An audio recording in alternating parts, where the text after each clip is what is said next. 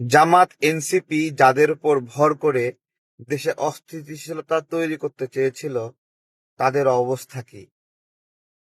এখানে হাসনাত হুঙ্কার দিচ্ছে, যাদেরকে ব্রয়লার মুরগি বলছেন তাদের চেষ্টায় আপনি এমপি হয়েছেন।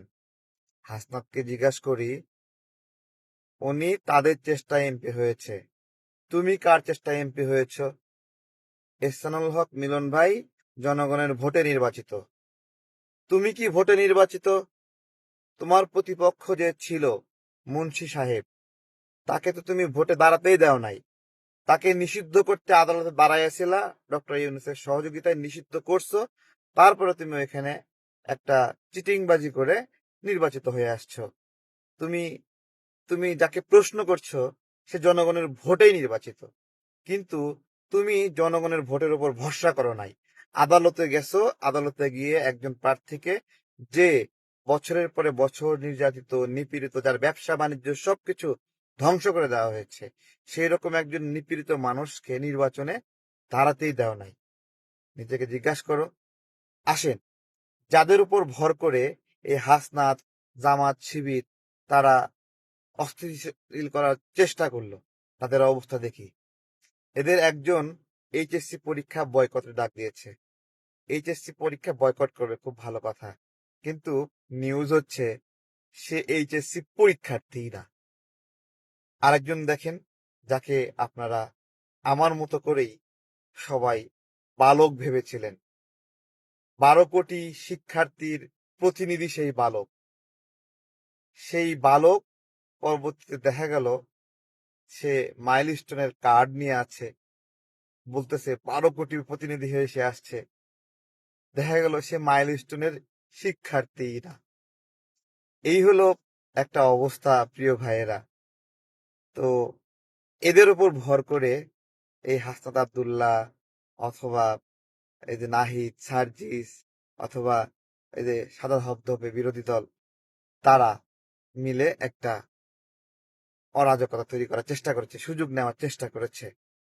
বাস্তবে বাস্তবে যারা আসলেই শিক্ষার্থী, তারা এই বেদবিটা করেন নাই। তারা সঠিক আচরণ করেছেন।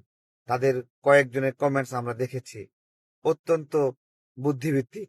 একজন শিক্ষার্থী কখনোই পরীক্ষাকে ভয় পায় না। এই আন্দোলনে যারা ইসলামুল হক মিলন ভাইয়ের পদত্যাগ চেয়েছে, আপনাদের একটা জিজ্ঞাসা করি, তারা কি পদত্যাগ করলে খুশি হতো, নাকি তাদের চাহিদা অন্য কিছু ছিল? ধরেন ইসলামুল হক মিলন ভাই চলে যায়, অন্য একজন আসলো, যিনি ন্যায়ভিত্তিক পরীক্ষা, ন্যায্যতা এবং মেধার সঠিক চাষাবাদের জন্য কাজ করবেন। তিনি তো এদের জন্য বিপদ হতেন, তাই নয়? তো তারা যেটা চাচ্ছে, দেখেন, পরীক্ষায় গার্ড সহজ করতে হবে, হালকা পাতা দেখা দেখি করবে, এটাকে তারা পজিটিভ মনে করছে। ঠিক আছে, যে যার মতো এসএমএল হক মিলন ভাইকে বেজ্জতি করলো, অপমান করলো, তার যে সততাপূর্ণ চেষ্টা শিক্ষার্থীদেরকে নিয়ে, শিক্ষা ব্যবস্থা নিয়ে, দেখুন, অনেকে বলতেছে তিনি পরীক্ষামন্ত্রী। পরীক্ষামন্ত্রী বলে কটাক্ষ করেছে যে তিনি পরীক্ষামন্ত্রী। শিক্ষা আপনি অনেক শিখালেন, অনেক পড়ালেন, জ্ঞানের চাষাবাদ করলেন। জ্ঞানের চাষাবাদ হইল কিনা, আপনাকে আপনি কতটুকু প্রোগ্রেস করলেন? যিনি তাকে পরীক্ষামন্ত্রী বলে কটাক্ষ করলেন, সেই বোনটাকে বলি যে তুমি যে কটাক্ষ করলা, তুমি যে ইউনিভার্সিটিতে পড়ো, সেখানে পরীক্ষা দিতে হয় না? সেখানে পরীক্ষা দিতে হয় না? তুমি যে একটার পর একটা সেমিস্টার পার করছো, তুমি কতটুকু শিখলা? মানদণ্ড কি? মানদণ্ড কি? তুমি যে ভালো করে পড়লা আর একজন ভালো করে পড়েনি, দুটার মধ্যে তারতম্য করবে কিভাবে? বলো। ইনসাফ ইনসাফ করে হই হই করো না। তো পরীক্ষার ক্ষেত্রে ইনসাফ প্রয়োজন আছে না?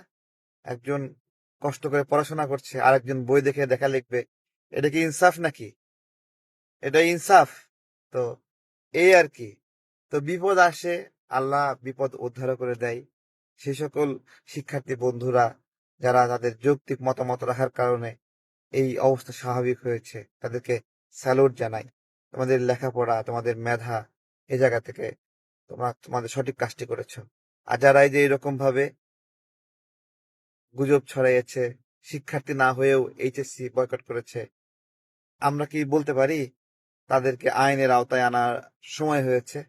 জিজ্ঞাসা করছি, শিক্ষার্থী না হয়েও শিক্ষার্থী সেজে যারা অশান্তি করলো, দেশকে দুশ্চিন্তায় ফেললো, হাজার হাজার অ্যাম্বুলেন্স আটকায় রাখলো, রুগীদেরকে আটকায় রাখলো, প্রেগনেন্ট নারীকে আটকায় রেখে কষ্ট দিল, তাদের কি কোনো বিচার হওয়া উচিত? হাসনাতরা যাদের কথায় হাউখাউ করলো, তাদের মধ্যে একজন শিক্ষার্থী বলতেছে, এই যে অনেক রোদ, এইটা কি খারাপ আবহাওয়া না? শুধু চট্টগ্রামে পরীক্ষা বাতিল করতে হবে? এত কড়া রোদের মধ্যে পরীক্ষা নিচ্ছে, এটাও বাতিল করতে হবে? তো এগুলোর উপর ভিত্তি করে এরা একটা সুবিধা নেওয়ার চেষ্টা করেছিল সরকারকে চাপে ফেলার জন্য। ভাই, যৌক্তিক আলোচনা, যৌক্তিক সমালোচনা, ন্যায্যতার ভিত্তিতে কোনো একটা বিষয়ে স্টেটমেন্ট দেওয়া তা এদের মধ্যে নাই। এরা ওই পপুলিস্ট রাজনীতিটা করতে চায়, এবং তাতে দেশের ক্ষতি হোক কি ভালো হোক সেই কমন সেন্স এদের মধ্যে নাই। ওই রাজনীতিটা এরা শিখে ওঠেনি এখনো।